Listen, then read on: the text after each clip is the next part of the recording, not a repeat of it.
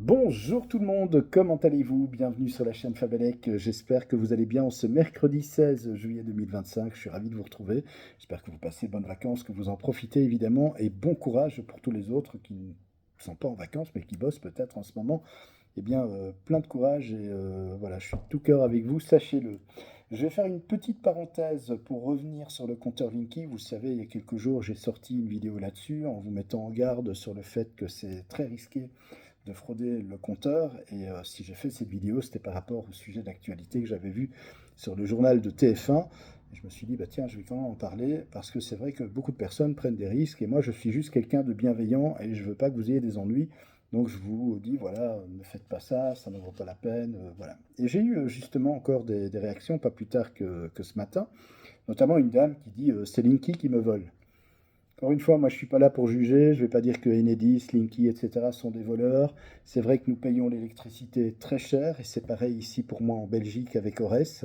Mais voilà, c'est comme ça, on n'a pas le choix. On n'a pas le choix. De toute façon, il faut bien vous dire une chose, toute manipulation malveillante sur le compteur électrique, eh bien, ça vous retombera dessus avec des conséquences très très graves, non seulement une amende salée, mais en plus de ça, un risque d'emprisonnement. Donc c'est pour ça que moi je vous dis encore une fois, ne prenez pas ce risque-là, ça n'en vaut pas la peine.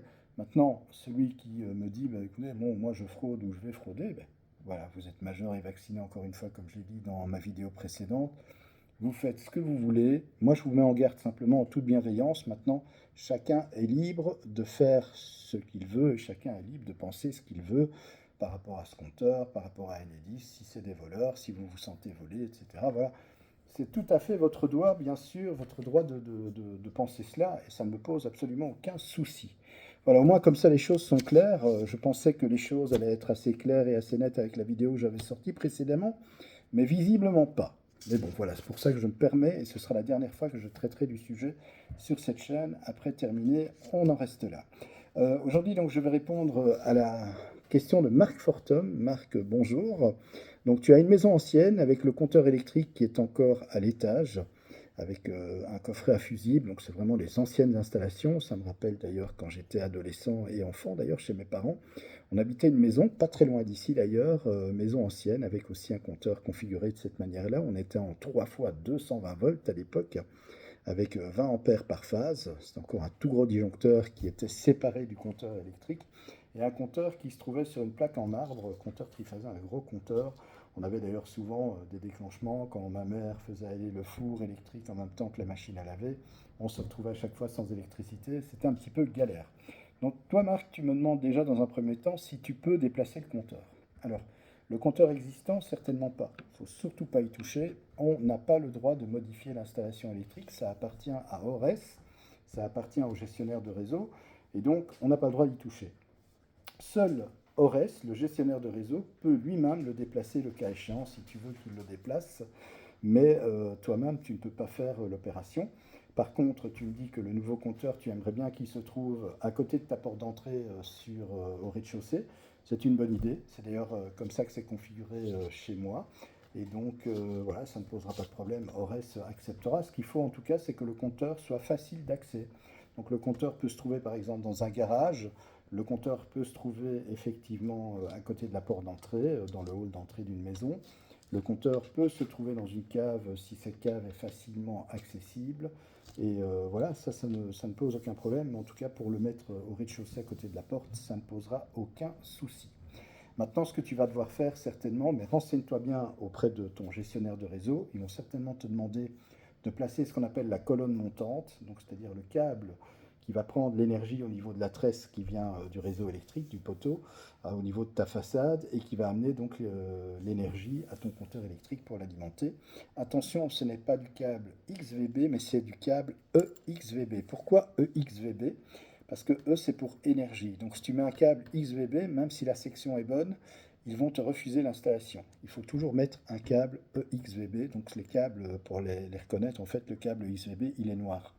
Donc c'est un câble dont, je vais dire, la gaine extérieure est différente que les câbles XVB. C'est pour ça résistant aux UV, etc.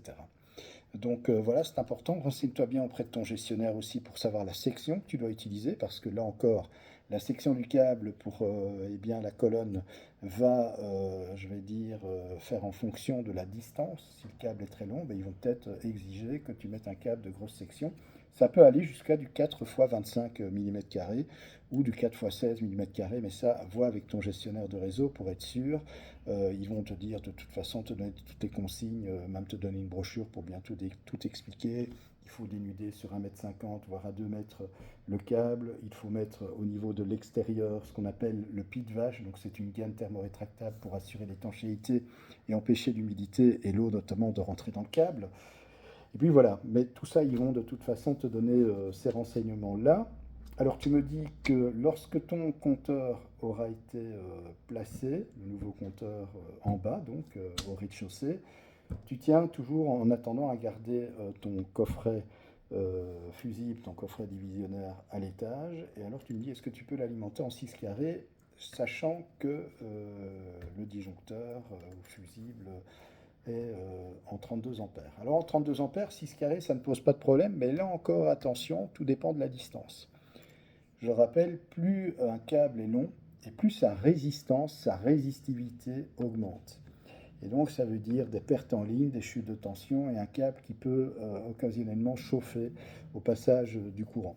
Donc ce qui est très très important, c'est de bien dimensionner le câble. Moi je te conseille, si vraiment, je vais dire, il y a une grande distance entre ton compteur qui se trouvera à côté de ta porte d'entrée et ton coffret à l'étage, s'il y a vraiment une très très grande distance, ne chipote pas, passe carrément à du XVB en 10 mm².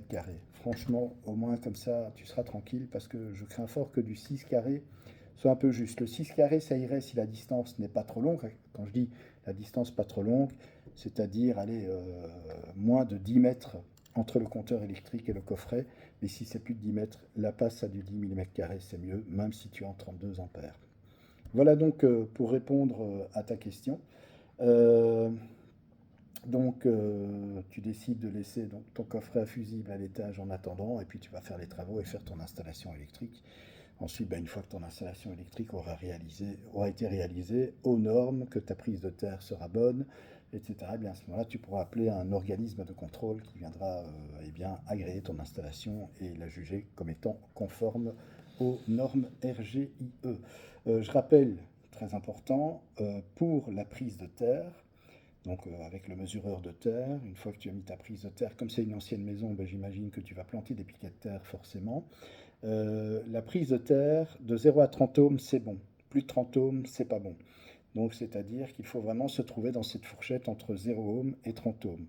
Bon, 0 ohm, tu l'auras pas. Mais je veux dire, par exemple, si en mettant tes piquets de terre, tu te trouves encore avec une prise de terre qui fait, je sais pas moi, 45-50 ohms, c'est pas bon, ce sera refusé.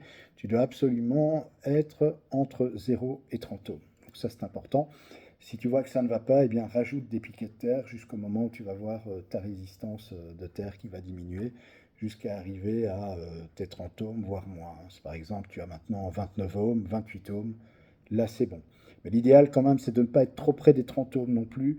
Si maintenant tu as une terre qui est à 22, 23 ohms, 24 ohms, là c'est bon. Il faut dire aussi, j'avais fait une vidéo là-dessus, je veux dire, la terre, la résistance de terre change aussi en fonction aussi des saisons, de la nature du sol, si il y a beaucoup d'humidité, s'il pleut, si voilà. Tout ça joue évidemment un rôle sur la résistance de terre. Il est évident que plus un sol est argileux, plus un sol est humide, et plus cette résistance de terre sera faible. Donc elle sera bonne, forcément. Donc voilà mon cher Marc, j'espère avoir répondu efficacement à tes questions. Donc pour rappel, tu ne touches pas à ton compteur actuel. Seul Ores, le gestionnaire de réseau, peut travailler et le déplacer éventuellement, mais toi tu n'as pas le droit d'y toucher. Par contre, tu pourras déjà placer effectivement, une fois qu'ils t'en auront donné l'autorisation, mais en principe ça ne posera pas de problème, tu pourras placer ton coffret 25D60 avec les bornes interruptibles, qu'on appelle aussi d'ailleurs le sectionneur 125 ampères, au niveau de ton rez-de-chaussée à côté de la porte d'entrée. Donc voilà, ça tu devras le placer toi-même et aussi placer la colonne, donc le câble qui va prendre l'alimentation de la tresse à l'extérieur pour amener l'énergie à ton compteur électrique et alimenter ainsi ta maison. Voilà, et bien moi sur ce, je vous retrouve dans quelques instants pour répondre encore à une nouvelle question qui m'a été posée en électricité. En attendant, eh bien, je vous embrasse très fort. Merci de l'intérêt que vous portez à la chaîne Fabalec. Merci pour votre soutien. Merci pour vos messages bienveillants. Et merci pour toutes vos questions. Je vous embrasse. À tout de suite.